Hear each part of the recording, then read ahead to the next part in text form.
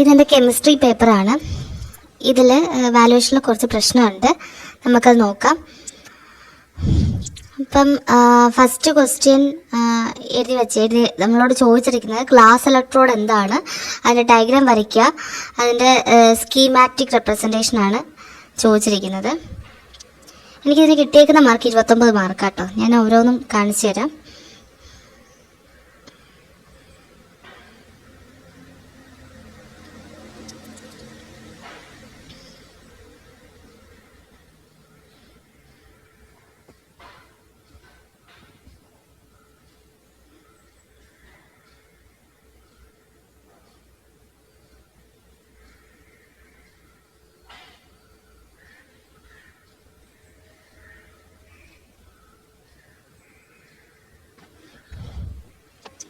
Glass electrode എന്താണ്, അതിൻ്റെ schematic diagram, cell representation എഴുതിയിട്ടുണ്ട്, അതിനെ പറ്റിയിട്ട് എഴുതിയിട്ടുണ്ട്. 2 മാർക്കിൻ്റെ ക്വസ്റ്റ്യൻ ആയിരുന്നു, എനിക്ക് 1 മാർക്ക് കിട്ടിയിട്ടുള്ളൂ. 3ാമത്തെ ക്വസ്റ്റ്യൻ HPLC ഇൻസ്ട്രുമെൻറ്റേഷനെ പറ്റിയിട്ടാണ്, അതും എഴുതിയിട്ടുണ്ട്. അതിൻ്റെ കമ്പണൻസും അഡ്വാൻറ്റേജും ആപ്ലിക്കേഷനും എല്ലാം എഴുതിയിട്ടുണ്ട്. 2 മാർക്കിൻ്റെ ക്വസ്റ്റ്യന് 1 മാർക്കാണ് കിട്ടിയിട്ടുള്ളത്.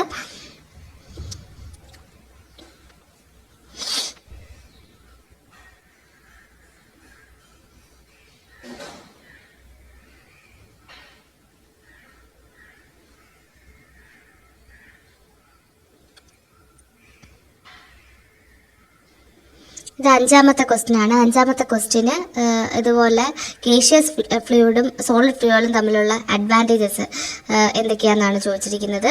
അതിന് 2 മാർക്കിന് ഉള്ളത് ഗേഷ്യസ് ഫ്യൂവൽ വേഴ്സസ് ഈ പറഞ്ഞ സോളിഡ് ഫ്യൂവലാണ്. അത് എഴുതിയിട്ടുണ്ട്, അതിൻ്റെ യൂസസും എല്ലാം എഴുതിയിട്ടുണ്ട്.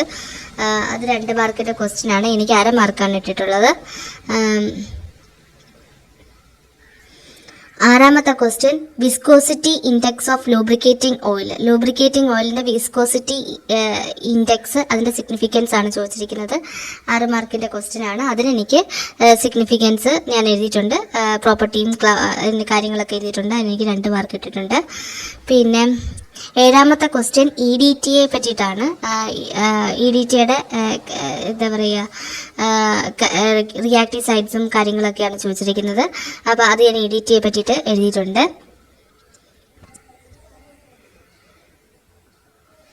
അതിനെനിക്ക് 7ാമത്തെ ക്വസ്റ്റ്യന് 2 മാർക്ക് എനിക്ക് മുട്ടയാണ് കിട്ടിയിട്ടുള്ളത്.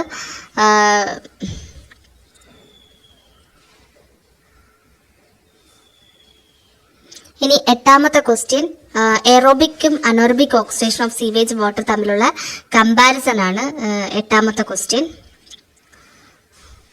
ഇതിപ്പോൾ കാണിക്കുന്ന 7ാമത്തെ തന്നെ കേട്ടോ.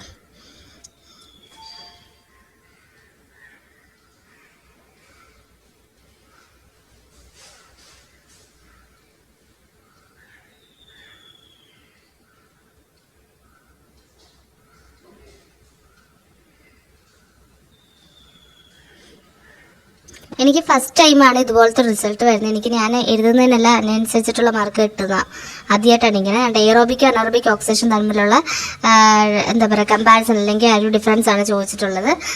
അതിനെനിക്ക് 2 മാർക്കിൽ 2 മാർക്ക് തന്നെ തന്നിട്ടുണ്ട്. ഇനി നമുക്ക് പാർട്ട് ബി സെക്ഷനിലേക്ക് പോവാം. പാർട്ട് ബിയിൽ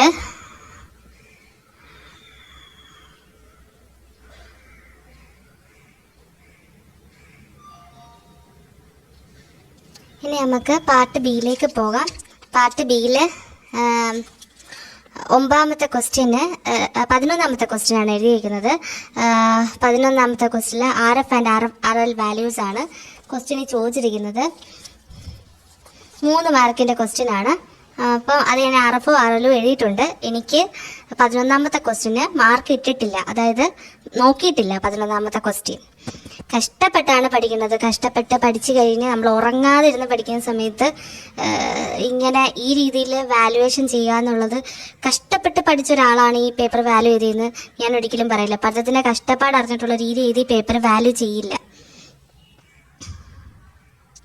12ാമത്തെ ക്വസ്റ്റ്യൻ, അതും ഫുള്ളറൻസിനെ പറ്റിയിട്ടാണ് ചോദിച്ചിട്ടുള്ളത്. അതിൻ്റെ ആപ്ലിക്കേഷനാണ് ചോദിച്ചിട്ടുള്ളത്. 12ാമത്തെ ക്വസ്റ്റ്യനും എനിക്ക് മാർക്ക് ഇട്ടിട്ടില്ല, അതായത് 12ാമത്തെ ക്വസ്റ്റ്യനും നോക്കിയിട്ടില്ല. 3 മാർക്കിൻ്റെ ക്വസ്റ്റ്യനാണ്. പാർട്ട് ബിന്ന് ഇപ്പോൾ 6 മാർക്കിനോളം എൻ്റെ ക്വസ്റ്റ്യൻസ് വാല്യൂ ചെയ്തിട്ടില്ല. പാർട്ട് ബി ഒക്കെ എല്ലാ ക്വസ്റ്റ്യനും അറ്റൻഡ് ചെയ്യേണ്ടതാണ് കേട്ടോ. എല്ലാ ക്വസ്റ്റ്യനും 3 മാർക്കിന് അറ്റൻഡ് ചെയ്യേണ്ടതാണ്, ഓറൊന്നുമില്ല. പിന്നെ 13ാമത്തത് നാച്ചുറൽ ഗ്യാസ് ആണ്. നാച്ചുറൽ ഗ്യാസിന് എന്താ പറയുക 3 മാർക്കിൻ്റെ ക്വസ്റ്റ്യനാണ്. അതിനെനിക്ക് 3 മാർക്ക് തന്നെ ഇട്ടിട്ടുണ്ട്. നാച്ചുറൽ ഗ്യാസും എൻ്റെ അഡ്വാൻറ്റേജും എല്ലാം ഞാൻ എഴുതിയിട്ടുണ്ട്. പിന്നെ 16ാമത്തെ ക്വസ്റ്റ്യൻ COD എന്താണ്, അത് BODയെക്കാട്ടി ഗ്രേറ്റർ ആവാനുള്ള റീസൺ എന്താണ്, COD എന്താണെന്ന് എഴുതിയിട്ടുണ്ട്. COD BODയെക്കാട്ടി ഗ്രേറ്റർ ആവാനുള്ള റീസണും എഴുതിയിട്ടുണ്ട്. 16ലും 3 മാർക്ക് തന്നെ തന്നിട്ടുണ്ട്. ഇനി പാർട്ട് സിയിലേക്കാണ് പോകുന്നത്. ഇത് ഓർ ക്വസ്റ്റ്യൻ ആണ്, പക്ഷെ ഞാൻ എല്ലാം അറ്റൻഡ് ചെയ്തിട്ടുണ്ട്. എന്താ പറയുക 19ാമത്തെ ക്വസ്റ്റ്യൻ നെക്സ്റ്റ് ഇക്വേഷൻ. അതിന് 5 മാർക്കിൻ്റെ ക്വസ്റ്റ്യൻ ആണ്. നെക്സ്റ്റ് ഇക്വേഷനൊക്കെ ഇത്രയൊക്കെ ഉള്ളൂ, ഇതിനപ്പുറം ഒന്നും ഇല്ല. എന്താ പറയുക, നമുക്ക് ടെക്സ്റ്റിനകത്ത് ആണെങ്കിലും കോളേജിൽ പഠിപ്പിച്ചിട്ടുള്ള ടീച്ചേഴ്സിൻ്റെ നോട്ടാണെങ്കിലും ഇത്രയേ ഉള്ളൂ. ഇതിനപ്പുറം ഒരു സംഭവം നെക്സ്റ്റ് ഇക്വേഷനകത്ത് എഴുതാൻ എനിക്കില്ല. പക്ഷേ എനിക്ക് 5 മാർക്കിൽ 3 മാർക്കേ ഇട്ടിട്ടുള്ളൂ. നെക്സ്റ്റ് ഇക്വേഷനൊക്കെ പക്ക ഇത്രയേ ഉള്ളൂ. ഇതിനപ്പുറം ഒരു സംഭവം ഇല്ല. പിന്നെ എനിക്ക് എന്തുകൊണ്ടാണ് 5ൽ 3 മാർക്ക് തന്നത്, 2 മാർക്ക് കുറച്ചെന്ന് എനിക്കുള്ള കാര്യം എനിക്കറിയില്ല.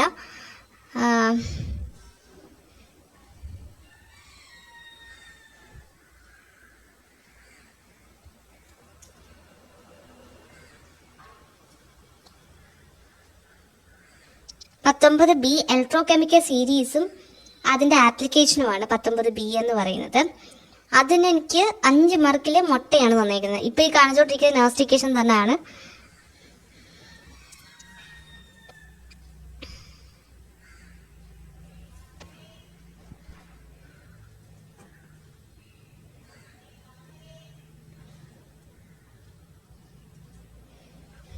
ഞാൻ സത്യം പറഞ്ഞാൽ ഒരു പോളെ കണ്ണടിച്ചിട്ടില്ല ഈ എക്സാമിന്.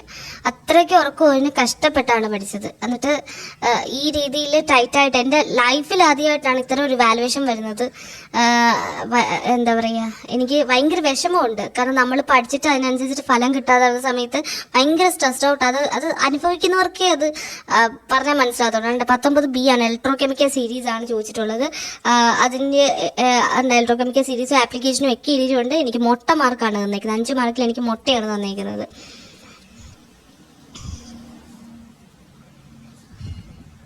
ഇനി 20ാമത്തെ ക്വസ്റ്റിലേക്ക് വരികയാണ്. പൊട്ടൻഷ്യോമെട്രി ടൈട്രേഷൻ ആണ് ക്വസ്റ്റ്യൻ.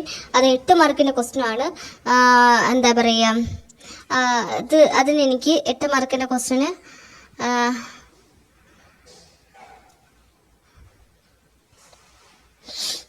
എനിക്ക് മാർക്ക് ഇട്ടിട്ടില്ല. അതായത് ആ ക്വസ്റ്റ്യൻ നോക്കിയിട്ടില്ല.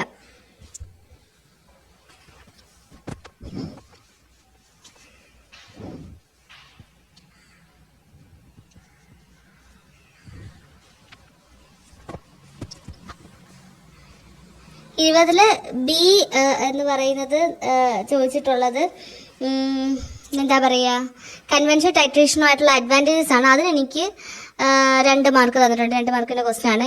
മാർക്ക് കൂടുതലുള്ളത് എനിക്ക് തോന്നി ഇവരുടെ ഈ വാല്യൂ ചെയ്തിട്ടുള്ള ആരാണെന്നുണ്ടെങ്കിലും അവരുടെ കണ്ണിൽ പെടുന്നില്ല. മാർക്ക് കുറവുള്ള 2 മാർക്കിൻ്റെയൊക്കെ ആണെന്നുണ്ടെങ്കിൽ അത് മാത്രമേ അവർക്ക് കണ്ണിൽ പെടുന്നുള്ളൂ. അല്ലാതെ കൂടുതൽ മാർക്ക് 8 മാർക്ക് 10 മാർക്ക് ഒന്നും കണ്ണിൽ പെടുന്നില്ല. അടുത്ത നമ്മൾ 21ാമത്തെ ക്വസ്റ്റിലേക്ക് പോവുകയാണ്. ഗ്യാസ് ക്രോമാറ്റോഗ്രഫിയാണ്, 10 മാർക്കിൻ്റെ ക്വസ്റ്റ്യൻ ആണ്. 21ൽ 10ൽ എനിക്ക് 1/2 മാർക്കാണ് അവർ തന്നിട്ടുള്ളത്. 22ാമത്തത് തെർമോഗ്രാവിമെട്രിക് അനാലിസിസ് ആണ്. തെർമോഗ്രാവിമെട്രിക് അനാലിസിസും 10 മാർക്കിൻ്റെ ക്വസ്റ്റ്യൻ ആണ്. എനിക്ക് അതിനും 1/2 മാർക്കാണ് തന്നിട്ടുള്ളത്. ഇതെല്ലാം ഓർ ക്വസ്റ്റ്യൻ ആട്ടോ, പക്ഷെ ഞാനെല്ലാം അറ്റൻഡ് ചെയ്തിട്ടുണ്ട്. 23 എന്ന് പറയണത് എന്താ പറയുക, നാനോ മെറ്റീരിയൽസിനെ പറ്റിയിട്ടാണ്. അത് ഞാൻ ഒരുപാട് എഴുതിയിട്ടില്ല. 8ൽ എനിക്ക് മൊട്ട മാർക്കാണ് തന്നിരിക്കുന്നത്. 23B OLED അഡ്വാൻറ്റേജസ് OLED പറ്റിയിട്ടാണ് ചോദിച്ചിട്ടുള്ളത്. അത് ഞാൻ എഴുതിയിട്ടുണ്ട്. അതിന് എനിക്ക് 2 മാർക്ക്, 2ൽ 2 മാർക്ക് തന്നിട്ടുണ്ട്. പിന്നെ 25A എന്ന് പറയുന്ന നോക്കിങ്ങിനെ പറ്റിയിട്ടും ആണ് ചോദിച്ചിട്ടുള്ളത്. നോക്കിങ്ങിനെ പറ്റിയിട്ട് എഴുതിയിട്ടുണ്ട്. അതിലെനിക്ക് 5 മാർക്കിൽ 4 മാർക്കാണ് തന്നിട്ടുള്ളത് നോക്കിങ്ങിൽ. അതിൻ്റെ ഡിസഡ്വാൻറ്റേജും ചോദിച്ചിട്ടുണ്ട്. അതിന് ഡിസഡ്വാൻറ്റേജ് എഴുതി വെച്ചിട്ടുണ്ട്.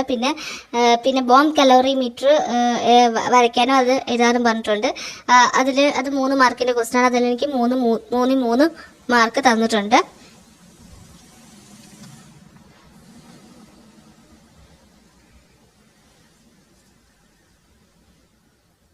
അൺലീൻ പോയിന്റ്, ലൂബ്രിക്കൻ്റെ അൺലീൻ പോയിന്റ് ഹൈ ആവാനുള്ള റീസൺസിനെ പറ്റിയിട്ടാണ് ചോദിച്ചിട്ടുള്ളത്.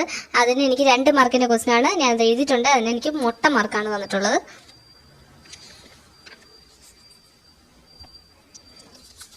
ഇനി 26ാമത്തെ ക്വസ്റ്റ്യനിലേക്ക് പോവുകയാണ്. 26ാമത്തെ ക്വസ്റ്റ്യൻ എന്ന് പറയുന്നത് ഗ്രീസസിനെ പറ്റിയിട്ടാണ് ചോദിച്ചിട്ടുള്ളത്. അത് 5 മാർക്കിൻ്റെ ക്വസ്റ്റ്യൻ ആണ്. അത് നോക്കിയിട്ടില്ല, മാർക്ക് ഇട്ടിട്ടില്ല, കറക്റ്റ് ചെയ്തിട്ടില്ല. 26ാമത്തെ ക്വസ്റ്റ്യൻ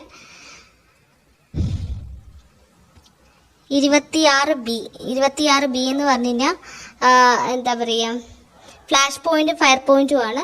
അത് 5 മാർക്കിൻ്റെ ക്വസ്റ്റ്യൻ എനിക്ക് 3 മാർക്കാണ് കിട്ടിയിട്ടുള്ളത്. 27 സീവേജ് വാട്ടർ ട്രീറ്റ്മെൻറ്റിൻ്റെ സ്റ്റെപ്സ് ആണ് ചോദിച്ചിട്ടുള്ളത്. അത് 10 മാർക്കിൻ്റെ ക്വസ്റ്റ്യൻ ആണ്.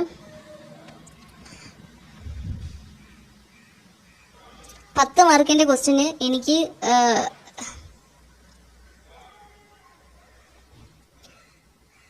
ഇട്ടേക്കുന്നത് 10 മാർക്കിൻ്റെ ക്വസ്റ്റ്യൻ എനിക്ക് 3 മാർക്കാണ് ഇട്ടിട്ടുള്ളത്.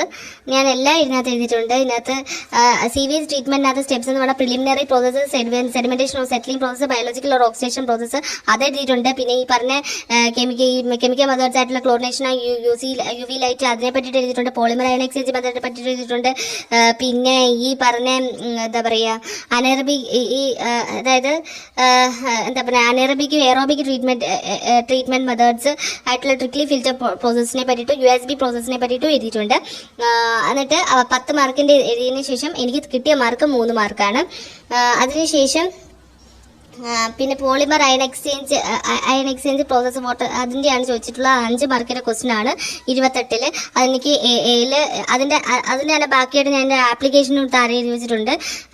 എനിക്ക് 28 A പോർഷന് കിട്ടിയിട്ടുള്ളത് മൊട്ട മാർക്കാണ്. പിന്നെ 28B ഡീസാലിനേഷൻ റിവേഴ്സ് ഓസ്മോസിസിനെ പറ്റിയിട്ടാണ് ചോദിച്ചിട്ടുള്ളത്. ഡീസാലിനേഷൻ റിവേഴ്സ് ഓസ്മോസിസും അതിൻ്റെ അഡ്വാൻറ്റേജ് എഴുതിയിട്ടുണ്ട്. അതിൽ 5-ൽ എനിക്ക് 4 മാർക്ക് കിട്ടിയിട്ടുണ്ട്. ഈ രീതിയിലാണ് എൻ്റെ വാലുവേഷൻ പോയിട്ടുള്ളത്. ദൈവത്തെ ഓർത്ത് ഈ രീതിയിൽ പേപ്പർ കറക്റ്റ് ചെയ്യാതിരിക്കുക. കഷ്ടപ്പെട്ടാണ് പഠിക്കുന്നത്. കഷ്ടപ്പെട്ട് ഉറങ്ങാതെ ഇരുന്ന് പഠിച്ച് നമുക്കത് എക്സാം ഹാളിൽ നല്ല രീതിയിൽ പെർഫോം ചെയ്യാൻ പറ്റുക എന്ന് പറയുന്നത് ഒരു ദൈവാനുഗ്രഹമാണ്. അങ്ങനെ എന്താ പറയുക, കാരണം അത്രയ്ക്ക് ഉറങ്ങാതെ ഈ പറഞ്ഞ എന്താ പറയുക നമുക്ക് അത്രയ്ക്ക് കഷ്ടപ്പെട്ടാണ് നമ്മൾ പഠിച്ചത്. എഴുതി കഴിയുമ്പം ഈ രീതിയിൽ വാല്യൂ ചെയ്യുക എന്ന് പറയുന്നത് ഭയങ്കര ഇതാണ്. നല്ല ഗ്രേഡോടുകൂടി പാസ്സാവേണ്ട ഒരു പേപ്പറായിരുന്നു. അത് പാസ്സായില്ല. അത് എന്താ പറയുക, നല്ല ഗ്രേഡ് പോയിട്ട് ജസ്റ്റ് പോലും പാസ്സായില്ല. ഒരു LP പോലും ഇടാൻ 124 മാർക്കിന് എഴുതിയൊരു പേപ്പറാണ്. 150-ൽ 124 മാർക്കിന് എഴുതിയൊരു പേപ്പറിന് ഒരു LP പോലും ഇടാൻ ഉള്ള മാർക്ക് അതിനകത്ത് വാല്യൂ ചെയ്ത ആൾക്ക് കാണാൻ കഴിഞ്ഞില്ല എന്നുള്ളതാണ് ഇതിനകത്ത് ഏറ്റവും വിഷമമുള്ള ഒരു സംഭവം എന്ന് പറയുന്നത്. ഭയങ്കര കഷ്ടപ്പെട്ടാണ് പഠിക്കുന്നത്. ദൈവത്തെ ഓർത്ത് എനിക്ക് ആദ്യമായിട്ടാണ് ഇങ്ങനെ ഒരു റിസൾട്ട് വരുന്നത്. എനിക്ക് ഇതുവരെയുള്ള വാലുവേഷൻ ഞാൻ സാറ്റിസ്ഫൈഡ് ആണ്. കഴിഞ്ഞ വാലുവേഷനിലാണെന്നുണ്ടെങ്കിൽ എനിക്ക് ഇങ്ങനെയുള്ള പ്രശ്നം ഉണ്ടായിട്ടില്ല.